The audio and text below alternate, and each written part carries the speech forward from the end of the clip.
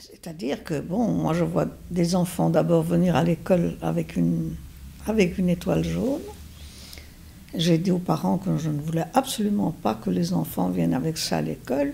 Ils m'ont dit, oui, mais si nous ne le mettons pas, nous allons avoir des ennuis. Et je leur ai dit, si vous le mettez, vous croyez que vous n'aurez pas d'ennuis? Et puis, vous savez, ça a duré quelques jours, et puis les enfants ne sont plus venus à l'école. Et quand j'allais sonner à la maison pour savoir pourquoi l'enfant n'était pas venu à l'école, on me répondait qu'ils avaient été arrêtés par la Gestapo. Et je ne comprenais pas qu'on arrête des enfants. Un petit qui m'a dit, Mademoiselle André, je suis juif et tu ne dois le dire à personne.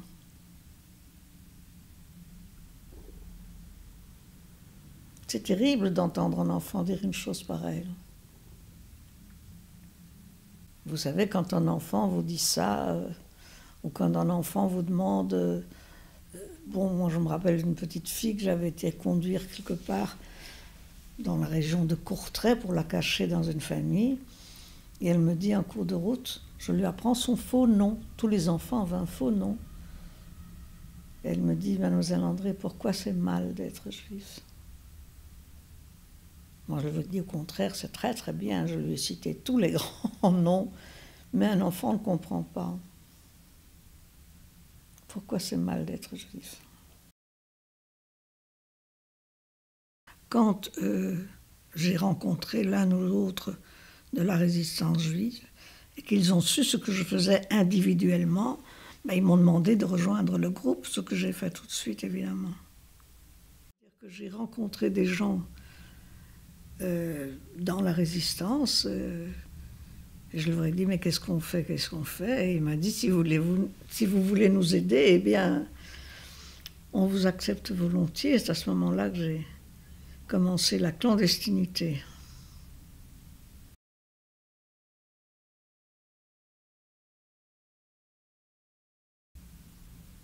Vous savez, la clandestinité, c'est quelque chose... On ne parle pas beaucoup, on ne raconte pas beaucoup.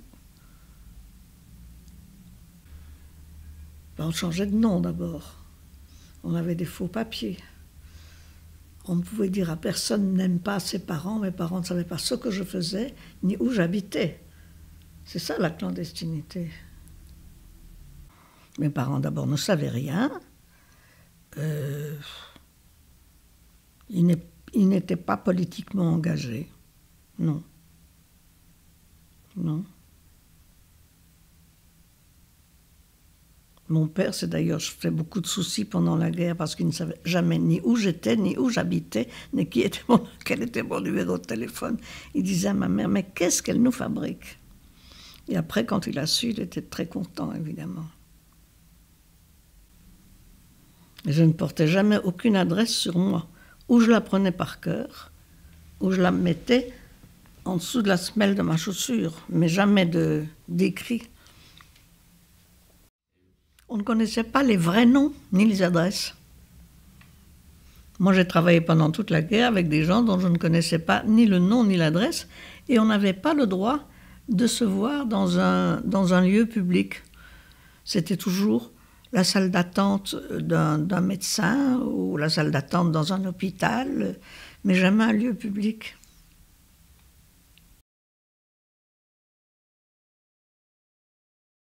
D'ailleurs, nous devions aussi avoir de l'argent.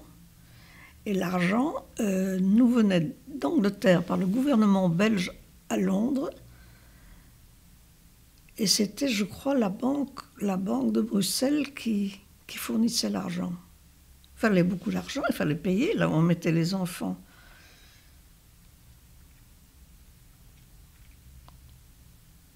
Il ne faut pas oublier que c'était la guerre et qu'un tout petit pain comme ça, je me rappelle, un tout petit pain comme ça coûtait 100 francs.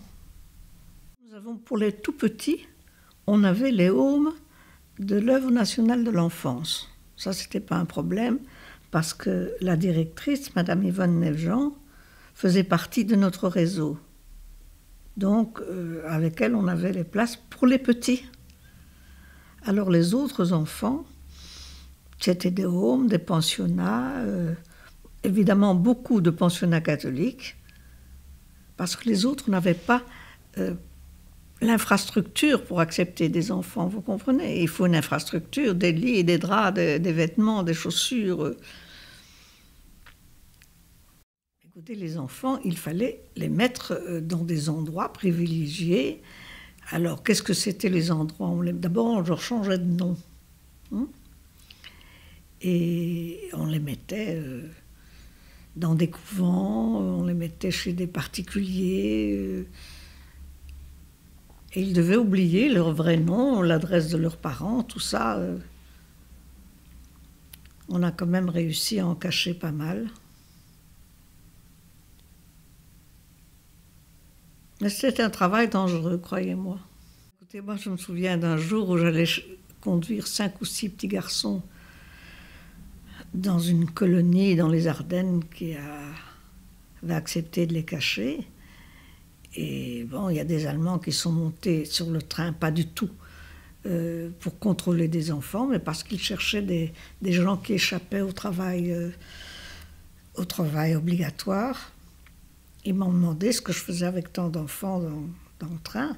Moi, j'ai sorti ma carte d'identité, il était écrit institutrice et que j'allais les conduire dans les Ardennes parce qu'ils étaient mal portants.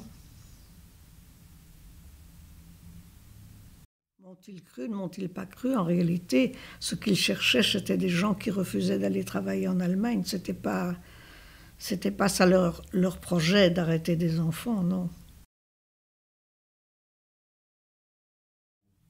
Séparer les enfants de leur mère. Et ils ne me connaissaient pas, ne connaissaient pas mon vrai nom, ne savaient pas où j'habitais et je ne leur disais pas où j'allais mettre les enfants. Parce qu'au début, on a dit, bon, on va les mettre là, là et là. Et le dimanche suivant, toute la famille était là, la tante, la cousine, pour aller voir les enfants. Donc c'était un mot d'ordre bien précis. C'est qu'il ne fallait pas dire où on mettait les enfants. On a du mal, enfin je suppose que vous avez du mal à imaginer qu'à un certain moment, on arrêtait des enfants. Moi, j'ai assisté à ça au pensionnat Gâté de Gamon, où suite à une dénonciation, on est venu chercher 12 enfants. On ne les a jamais revus.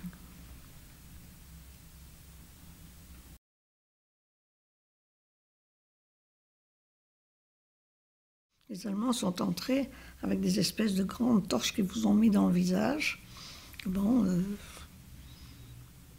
habillez-vous.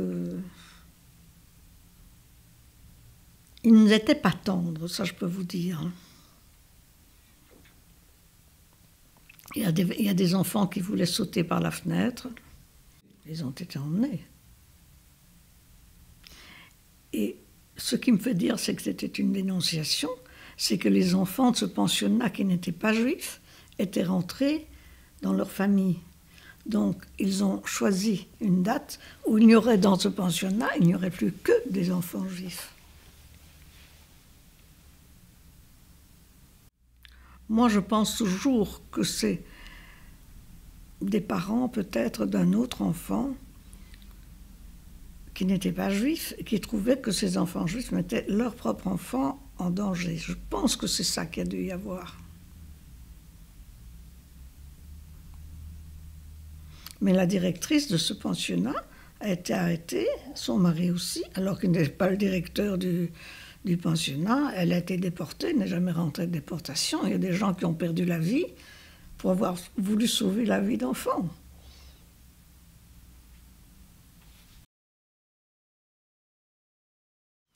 Est-ce que vous, qui êtes né après la guerre, pouvez-vous imaginer comment il faut expliquer à un enfant qui ne peut pas dire son vrai nom?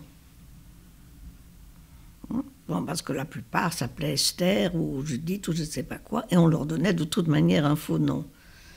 Alors pendant le trajet en train, je leur expliquais. Et alors, un jour, une dame a demandé « Et comment tu t'appelles, ma petite fille ?» Et alors la petite m'a dit « Je dois dire le vrai nom ou le faux ?» Les enfants ne comprenaient pas. Les enfants disaient « Pourquoi je ne peux pas dire que je m'appelle Esther? C'est le nom de ma grand-mère, c'est un beau nom. Pourquoi je dois changer de nom ?» Les enfants étaient en réalité très, très révoltés de cette situation. Mais ils ont gardé, après la guerre, de très bons contacts avec les familles où ils ont été cachés. Pour certains qui ont eu les enfants très petits, ça a même été des drames. Quand vous avez pris un enfant, quand il avait 8 ou 15 jours, moi j'étais conduire des enfants directement de la maternité dans des familles, et que vous devez les rendre des années après, c'est des drames. Hein. Pas partout.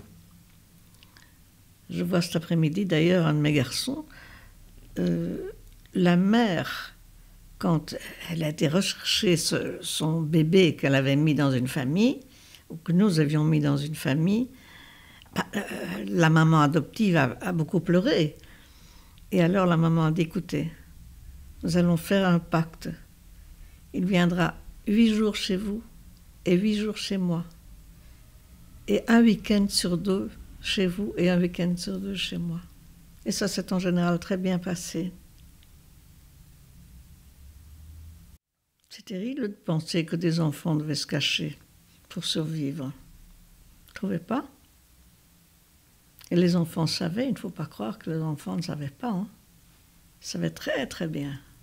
Sauf évidemment les nouveau-nés, parce que j'ai été chercher des enfants à la maternité. Et je me rappelle qu'il n'y avait pas ni de lanche, ni de rien du tout. On les enveloppait dans un manteau. Et alors la mère nous demandait, évidemment, on allait le mettre, mais on n'avait pas le droit de le dire. Ça, c'était, je trouve, dans mon travail, la chose la plus difficile, c'est qu'on ne pouvait pas dire aux mamans où on allait cacher leur enfant. Alors elle me disait, mais on ne vous connaît pas, on ne vous a jamais vu, vous venez prendre l'enfant, vous ne voulez pas nous dire où il est. Je dis non, vous le saurez à temps. Mais tous les enfants n'ont pas retrouvé leurs parents, il ne faut pas oublier ça non plus. Hein. Quand la guerre était finie, les parents, pour beaucoup, avaient disparu. Quand on a commencé à mettre des étoiles aux enfants sur leurs vêtements, qu'ils venaient à l'école en serrant leur cartable comme ça sur leur poitrine pour qu'on ne voit pas leur étoile. Vous êtes né après la guerre, vous pouvez vous imaginer qu'il y a eu une période comme ça, c'est difficile. Hein. C'est difficile.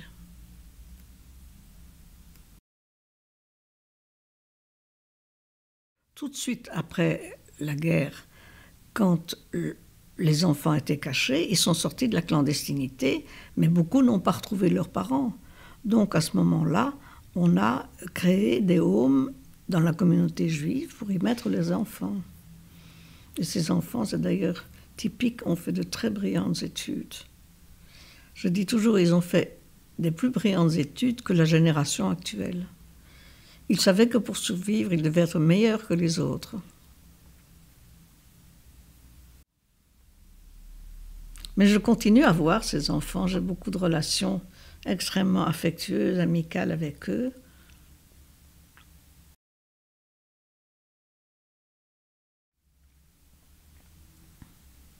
Je pense que la conscience de l'injustice, c'est quelque chose qui vient très tôt. On l'a ou on l'a pas. J'ai été, comment dirais-je, donc comment vous expliquer ça, éduquée politiquement très jeune. C'est-à-dire que moi, par exemple, pendant la guerre d'Espagne, donc c'est en 1936, j'ai 15 ans, et je participe à des colis que nous faisons pour envoyer aux républicains, pour les enfants des républicains espagnols. Mais nous avions des professeurs qui étaient très courageux. Moi, je me rappelle que je vais être en 6e latine au moment de la guerre d'Espagne et que le prof de latin descendait une carte de géographie et nous montrait où se trouvaient les républicains par rapport aux franquistes. Elle nous montrait ça sur la carte. On n'oserait pas faire ça aujourd'hui. Hein. Je crois pas.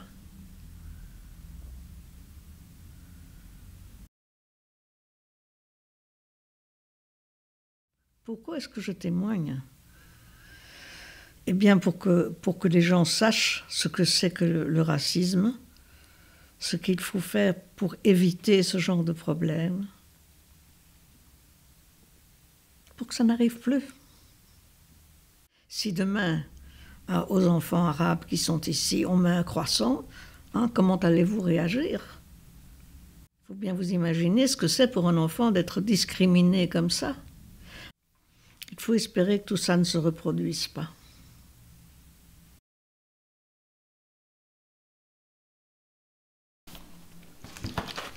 Ça, ce sont les vrais noms des enfants.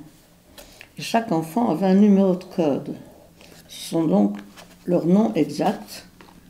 Et alors, quand ceci, c'est la liste avec les institutions où étaient cachés les enfants, et à côté étaient ici les vrais noms des enfants avec leur numéro de code.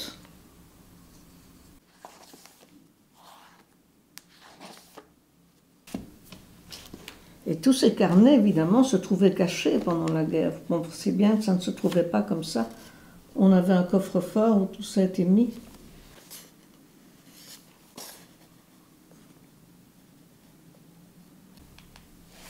Donc ça, c'est le nom des enfants, leur vrai nom, avec leur date de naissance et leur numéro de code. Et ça, c'est le numéro de code des institutions. Alors, sous le numéro de code des institutions, on retrouve le numéro de code des enfants avec leur faux nom.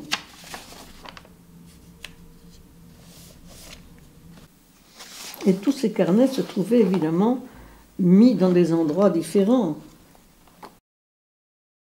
pour ne pas faire de lien.